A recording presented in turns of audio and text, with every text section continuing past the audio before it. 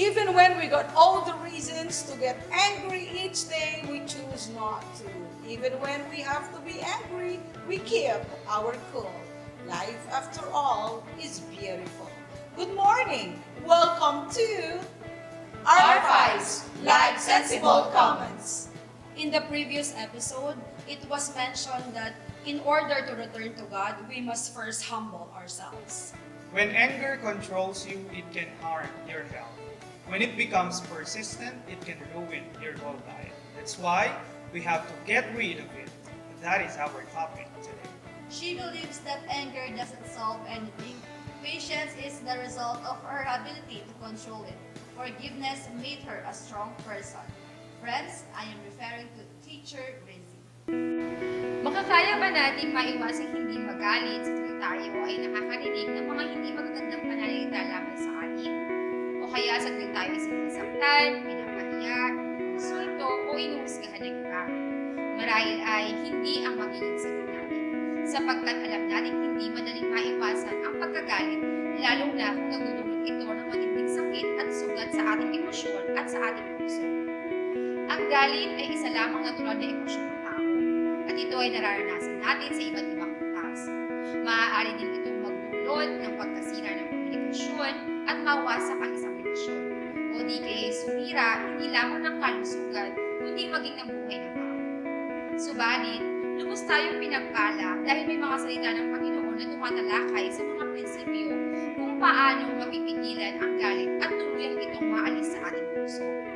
At sa puntong ito, tayo ay nasa tamang panahon at pagkakataon na habang inaalala ang sakripisyong ginawa sa ating Jesus para tayo ay maligtas, pagkakataon din natin ito upang makapagpilay at patuloy na mahanap ang kapayapaan sa ating puso at tuluyang maiwaksi ang anumang sama ng loob o galit sa ating puso. And speaking of pag-alaala sa sakripisyong ginawa ni Jesus para sa atin, masasabi natin isang malaking halimbawa ang kanyang buhay sa pagpapakita ng kahinatnan at pagpapakita ng hindi pagkagalit sa kabila ng sakit, hirap at pagit na kanyang naranasan nung siya ay ipako sa krus. Pinatulayan lamang sa atin ni Jesus na maaari tayong hindi magalit at maibigay ang pagpapatawad sa lahat ng mga taong nakasakit sa atin. Tulad na lamang ng ginawa niyang pagtugon nang siya ay pinarusahan sa mga kasalanang hindi naman niya ginawa. Imbis na sumiklab ang galit sa kanyang puso, ay inunipan niya ng tawad ang mga ito sa Panginoon. Ngayon, bilang isang Kristiyano na nangako sa Diyos na mabuhay sa katwiran at kabanalan, ay inaasahan din niyang magawa natin hindi magalit sa ating kapwa at magpatawad sa kabila ng mga hindi magagandang bagay na ginagawa niya sa atin. Kung iisipin natin, hindi madali.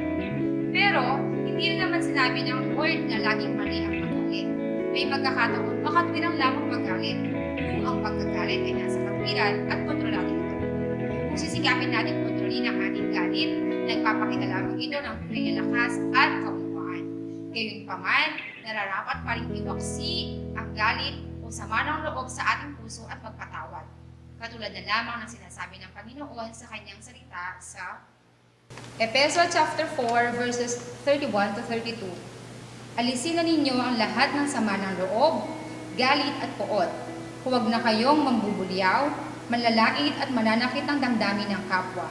Sa halip, maging mabait kayo at mawain sa isa't isa at magpatawaran, tulad ng pagpapatawad sa inyong Diyos sa pamamagitan ni Kristo. Forgiveness is always important. That is why let us be open to forgiveness. Magkaroon ng isang bukas na pusong magpatawad at humingi ng tawad sapagkat makakatulong ito para lumago ang relasyon natin sa iba. Matuto tayong kontrolin ang ating galit bago pa tayo makagawa ng isang bagay na pagsisisihan natin sa huli. At ang pinakamabisang paraan para makontrol ang galit ay sa pamamagitan ng panalangin. Manalangin tayo para sa kapayapaan ng isip at hingin na ang banal na Espiritu ng Diyos ang siyang manguna sa atin. Paminsan-minsan, kailangan din nating tiisin ang kalikuan ng iba sa ngalan ng kapayapaan. As Apostle Paul once said that believers should forgive as God has forgiven us. God is also telling us right now that we must put away bitterness, rage, and anger because these can destroy our lives and the lives of others. God is also reminding us that forgiveness is not a display of weakness, but it's a display of kindness and strength. So so, even we've been hurt very, very badly by someone, or maybe someone has done horrible against us, let us always remember that we are a child of God, dearly loved by Him, can get rid of anger, and have the power to forgive. And there is nobody who can take that forgiveness away from us. A blessing-filled day to all, and to God be all the glory.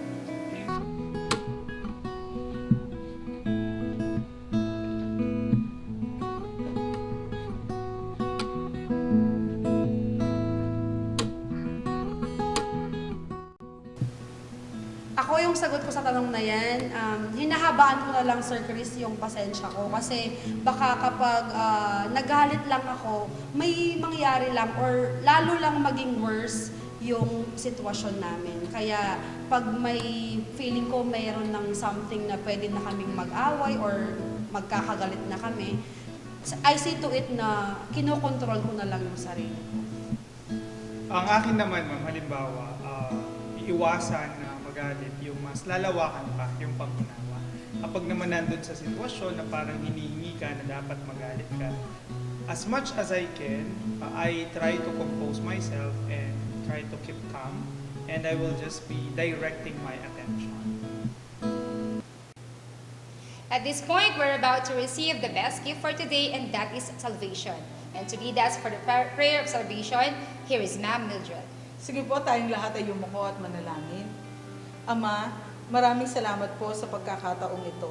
Ako po ngayon ay lumalapit at nagpapakumbaba. Patawarin po ninyo ako sa lahat ng aking mga nagawang kasalanan, sa isip, sa salita at sa gawa.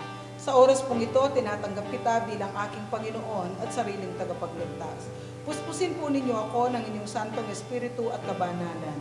Kayo na nga po ang siyang masunod sa lahat ng aking mga gagawin at sa lahat ng aking mga plano. Isulat po ninyo ang aking pangalan, banggitin po natin ang ating mga pangalan, Mildred Crisostomo, sa aklat ng buhay. In Jesus' name, Amen. And for the power of declaration, Teacher Karen will lead us. With conviction, I declare that by the power of the blood of Jesus, we are COVID-19 free. Coronaviruses are defeated. No weapon formed against us shall prosper, and we would enjoy each day of our lives knowing that we lack nothing. In Jesus' name, Amen. Sadyang may pagkakataon sa ating buhay na hindi natin maiwasang hindi magalit, lalo na kung tayo ay nasasaktan. Subalit, lagi nating alalahanin ang isa sa mga banal na bunga na ipinagkatiwala sa atin ng Panginoon, at ito ay ang kahinahunan. At the same time, pinagkatiwalaan na rin tayo ng isang pusong mapagpatawad. Muli, maraming salamat po sa inyong suporta. Patuloy lamang po kayo mag-like, share, and subscribe sa aming YouTube channel. Hanggang sa muli, this is our Vice, like sensible comments.